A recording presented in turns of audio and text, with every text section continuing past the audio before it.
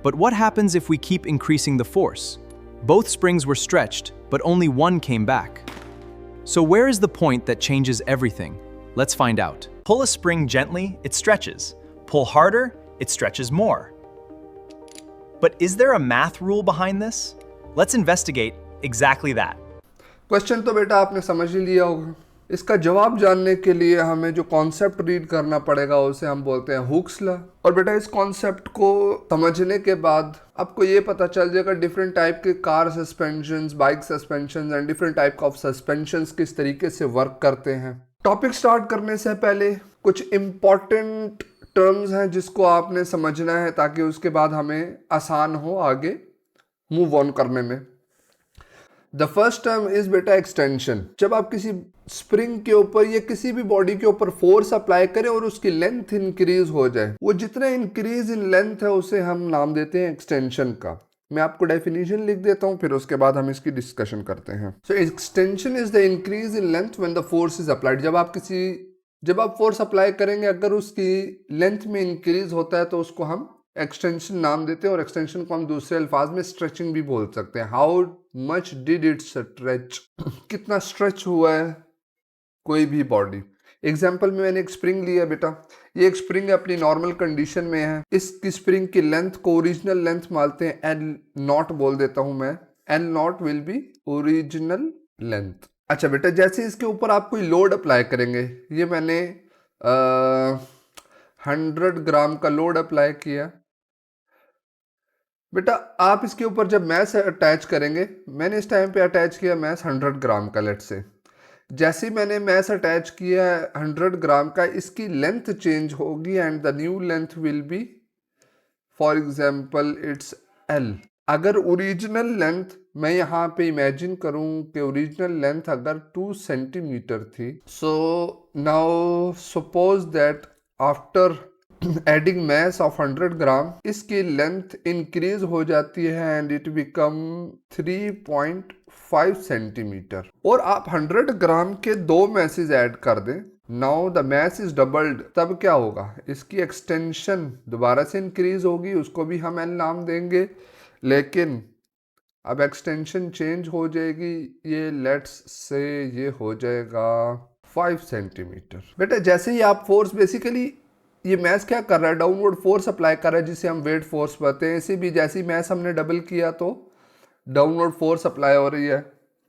तो इस फोर्स की वजह से स्प्रिंग के अंदर क्या प्रोड्यूस हुआ, एक्सटेंशन प्रोड्यूस हुई। अब अगर मैं आपसे पूछूं एक्सटेंशन कितनी है, तो बेटा एक्सटेंशन 3.5 सेंटीमीटर नहीं है। एक्सटेंशन को हम शो करते हैं एक्स से, and the formula for extension x is equal to the extended length minus the original length L naught. It means यहाँ पे आ जाएगा 3.5 minus 2 centimetre, it will be 1.5 centimetre extension आ जाएगी।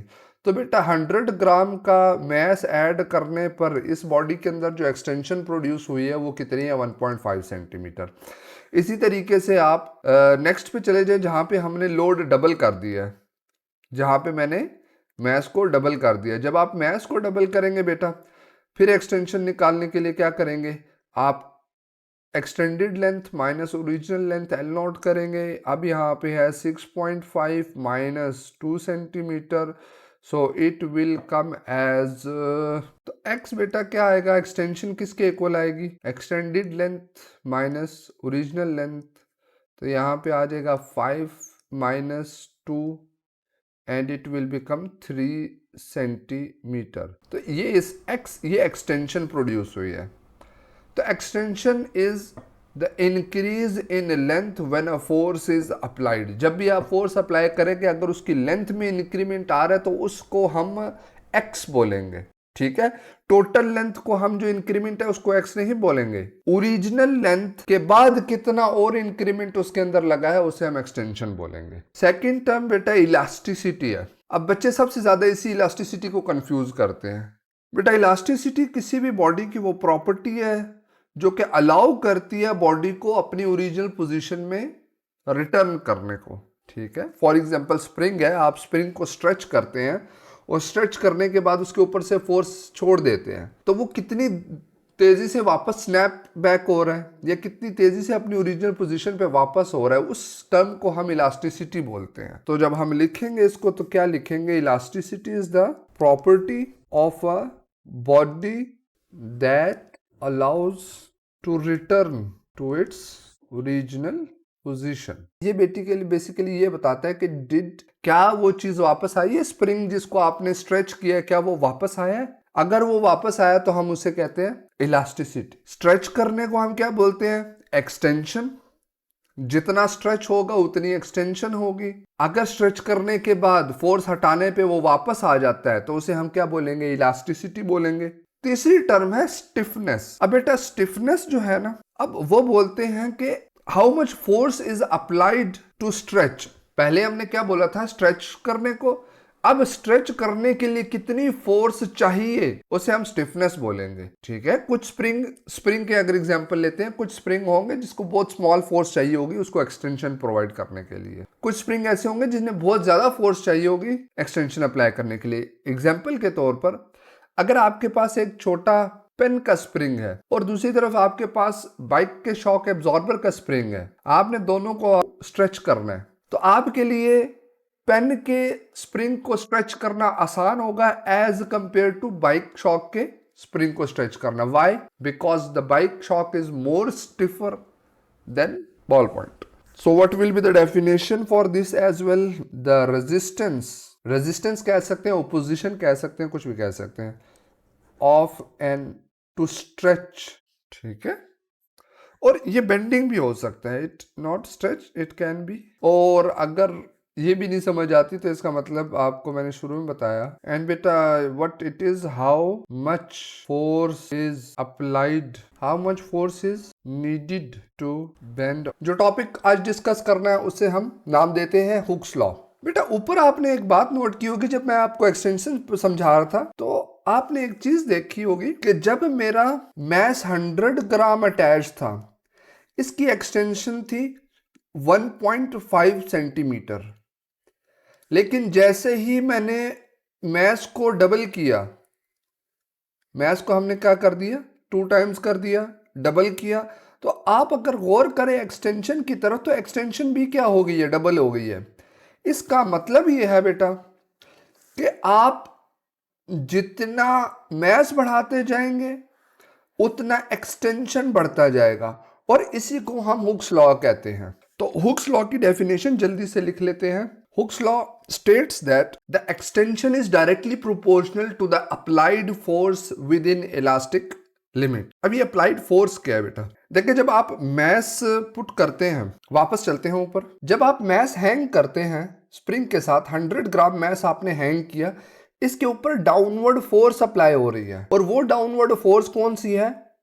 Weight force, W। और उसको किस से कैलकुलेट करते हैं? mg से। बेसिकली जब आप मैस हैंग किया, उस स्प्रिंग के ऊपर एक फोर्स अप्लाई हो रही है, और वो फोर्स वेट फोर्स है, जो किसकी वजह से? 100 ग्राम की वजह से है। और इस वेट फोर्स को इस कंडीशन में हम क्या बोलेंगे? लोड बोलेंगे। ठीक है, लोड कितना इसके ऊपर अटैच्ड है वो हम इधर से फाइंड कर लेंगे। मैस हमारे पास 100 ग्राम है, ग्रेविटी की वैल्यू कितनी है? 9.8। ठीक है, ग्राम को मैंने आपको कहा था। बेटा यहाँ पे अगर आपने ये लोड और या फोर्स फाइंड करनी है कि ये फोर्स है कितनी जो अप्लाई हो रही है, तो आपने इस फॉर्मूले को यूज़ करना है। मैस को ग्राम है केजी में कन्वर्ट करना है, तो जब आप केजी में कन्वर्ट करेंगे तो क्या करेंगे, आप 1000 से डिवाइड करेंगे। जब आप 1000 से डिवाइड करेंगे तो आई थिंक ये 0.1 kg आ जाएगा इंटू 9.8, मल्टीप्लाई करेंगे आपके पास वैल्यू आ जाएगी। एंड जब मल्टीप्लाई करेंगे इसको तो ये आ जाएगा 0.98 न्यूटन।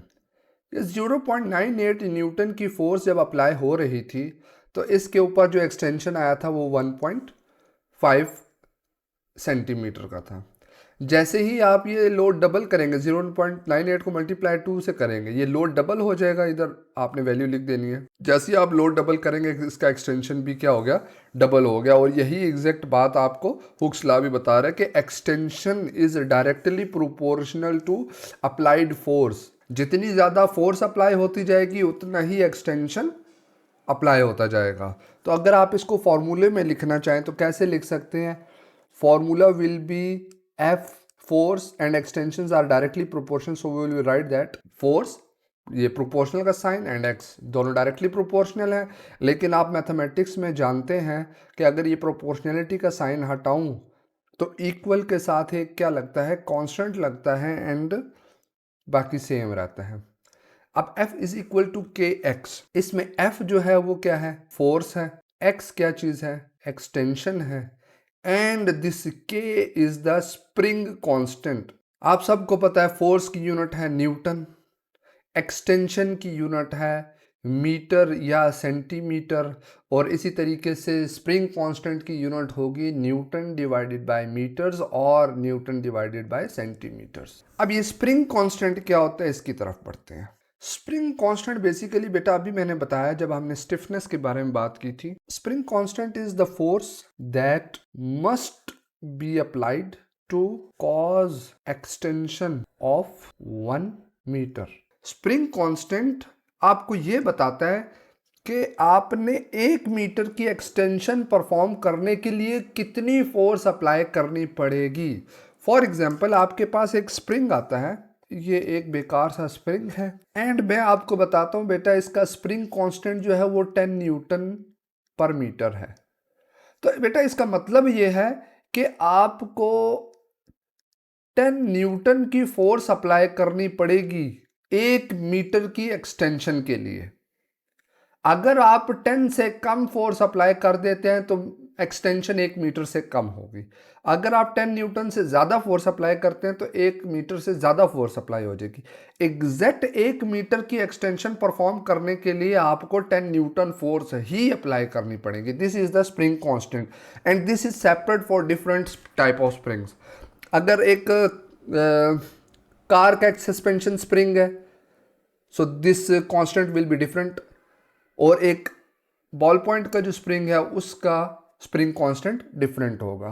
तो it varies but for the same spring it will always be same. और अगर आपने किसी का स्प्रिंग कांस्टेंट फाइंड करना है, किसी स्प्रिंग का आपने ये कांस्टेंट फाइंड करना है, तो वो स्प्रिंग कांस्टेंट क्या होता है, और फाइंड करने के लिए आपको स्प्रिंग की फोर्स पता होनी चाहिए और क्या पता होना चाहिए, एक्सटेंशन पता होना चाहिए। सबसे पहले हमने डिस्कस किया था एक्सटेंशन को। What is extension? The stretching. जितना ज्यादा स्ट्रेच होगा उतनी ज्यादा एक्सटेंशन होगी। सेकंड थिंग हमने डिस्कस की इलास्टिसिटी को।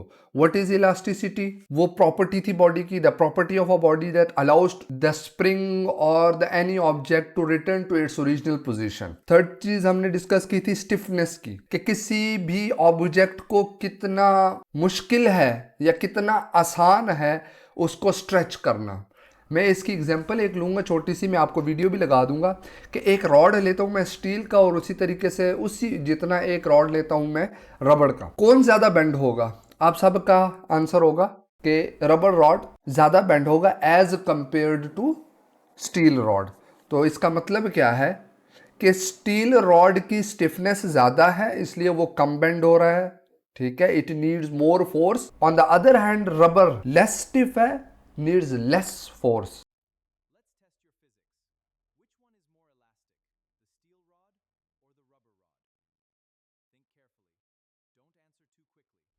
सो that is called as stiffness. फिर उसके बाद हमने ह्यूक्स लॉ को डिस्कस किया, जितना ज्यादा आप फोर्स अप्लाई करोगे उतना ही ज्यादा एक्सटेंशन होगी, लेकिन आपने याद रखना है with in the elastic limit. उसके बाद बेटा आपका सिलेबस में एक एक्सपेरिमेंट आता है, और वो एक्सपेरिमेंट किसके बारे में है? वो एक्सपेरिमेंट है लोड एक्सटेंशन ग्राफ। एक्सपेरिमेंट क्या है बेटा? इस लोड एक्सटेंशन ग्राफ को यूज करके हमने हुक्स लॉ को प्रूव करना है। तो एक्सपेरिमेंटल सेटअप इस तरह से, आप एक स्टैंड लेंगे जिसके ऊपर आपने एक स्प्रिंग हैंग कर देना है, और उस स्टैंड के साथ आपने एक रूलर यूज करना है ताकि आप एक्सटेंशन को फाइंड कर सकें। आपने इनिशियली उसकी लेंथ फाइंड कर लेनी है from the centre of the hook. अब ये लेंथ जो होगी ना, ये बेटा आपकी ओरिजिनल लेंथ होगी जिसे हम L नॉट कहते हैं। फिर आप 1 बाय 1 इसके ऊपर लोड ऐड करते जाएंगे। आप क्या करेंगे? लोड ऐड करेंगे। अब वो लोड कितना हो सकता है? आप बेशक स्टार्ट कर सकते हैं 2 न्यूटन लोड से, फिर 3 न्यूटन, फिर 4 न्यूटन, फिर 5 newton, and up to so on चलता जाएगा। अब ये 2 न्यूटन से हमने मैस फाइंड करना है, हम मैस कितना रखें, तो बेटा आपने याद रखना है W = mg। लोड है हमारा 2 न्यूटन, मैस हमने फाइंड करना है, ग्रेविटी की वैल्यू 9.8 है, मैस फाइंड करेंगे तो 2 डिवाइडेड बाय 9.8 मैस आ जाएगा 0.2 kg और ये ऑलमोस्ट 200 ग्राम आएगा। तो इसी तरीके से आपने मैस फाइंड करना है और वो मैस जो है ना आपने इसके ऊपर ऐड करते जाना है। जब आप 2 न्यूटन का मैस ऐड करेंगे तो ये स्प्रिंग एक्सटेंड होगा। फॉर एग्जांपल ये 2 न्यूटन है, लोड ऐड किया आपने और एक्सटेंड होके यहाँ पे पहुंच गया है, तो क्लैंप के सेंटर से लेकर हुक के सेंटर तक का ये सारा का सारा डिस्टेंस कहलाता है अब L, एक्सटेंडेड लेंथ। ठीक है, तो आपने इसके बाद क्या करना है, आपने एक टेबल बनाना है जिसमें आप सारा कुछ ऐड करेंगे। आपने टेबल बनाना है जिसमें एक ऑप्शन होगा किस चीज़ का, लोड का, सेकंड ऑप्शन होगा original length, third length after applied force and fourth one is extension. आपने ये ग्राफ बनाना है। मैं एक लिख देता हूँ यहाँ पे जो जो मेरे पास है। हम सपोज कर लेते हैं कि जब हमने 2 न्यूटन ऐड किया, ओरिजिनल इसकी लेंथ थी 2 सेंटीमीटर और ऐड करने के बाद इसकी लेंथ हो गई 3.5 सेंटीमीटर। तो एक्सटेंशन फाइंड करते हैं L माइनस L नॉट, तो ये आ जाएगा 3.5 minus 2 is equal to 1.5 centimetre. And फिर आप 3 न्यूटन अप्लाई करेंगे, ओरिजिनल लेंथ 2 सेंटीमीटर ही रहेगी, एक्सटेंडेड लेंथ कुछ आ जाएगी, वही माइनस करेंगे, आपके पास एक और लेंथ आ जाएगी। इसी तरीके से आप 4-5 लोड ऐड करेंगे और लास्ट में फिर आपने ग्राफ बनाना है जो कि सबसे ज़्यादा ज़रूरी है। तो बेटा ये ग्राफ है जिसमें फोर्स और एक्सटेंशन का आपने रिलेशन बताना है। तो ऑन द वाई एक्सिस हम फोर्स लेंगे जिसकी वैल्यू न्यूटन में है और ऑन एक्स एक्सिस हम लेंगे एक्सटेंशन एक्स जिसकी वैल्यू सेंटीमीटर या मीटर में जिसमें भी आपने ली है। यहां से आपने ये इंटरप्रेट करना है कि ये ग्राफ आपको शो क्या कर रहा है। आप अगर गौर से देखें तो ये पॉइंट जो ब्लैक मार्कर पॉइंट मैंने पॉइंट पी नाम दे रहा हूं इसको, यहां तक आपकी लाइन एग्जैक्ट स्ट्रेट है, लेकिन उसके बाद क्या हो रही है, लाइन बेंड हो रही है। अब इसका मतलब क्या है, इसका मतलब ये है कि बेटा जब तक ये लाइन स्ट्रेट डायगोनल है, इसका मतलब ये है कि यहाँ पे फोर्स और एक्सटेंशन सेम बढ़ रहे हैं। जितनी एक्सटेंशन बढ़ रही है उतनी ही फोर्स बढ़ रही है, जितनी एक्सटेंशन इंक्रीज हो रही है उतना ही फोर्स इंक्रीज हो रहा है। आप देख रहे हैं सारी लाइंस सेम है ऑलमोस्ट। तो इसका मतलब है कि whenever the line is straight it obeys Hooke's law, but beyond that point P, इस point P के बाद लाइन कर्व्ड हो रही है। इसका मतलब है कि अब वो ऑब्जेक्ट हुक्स लॉ ओबे नहीं कर रहा। This is the point P beyond which it does not obeys Hooke law, और वो पॉइंट जहां पे हुक्स लॉ ओबे नहीं होता उस पॉइंट को हम नाम देते हैं limit of proportionality. After point P it does not obey Hooke's law. The point where the line starts to curve, the Hooke's law does not obey means the extension will not be the same for the force. अगर आप force बढ़ाते जाएंगे extension तब भी produce होगा, but for less amount of force extension will be much more. So before limit of proportionality the spring will obey Hooke's law. After the limit of proportionality it will not obey Hooke's law, and the point where these changes comes is called as limit of proportionality.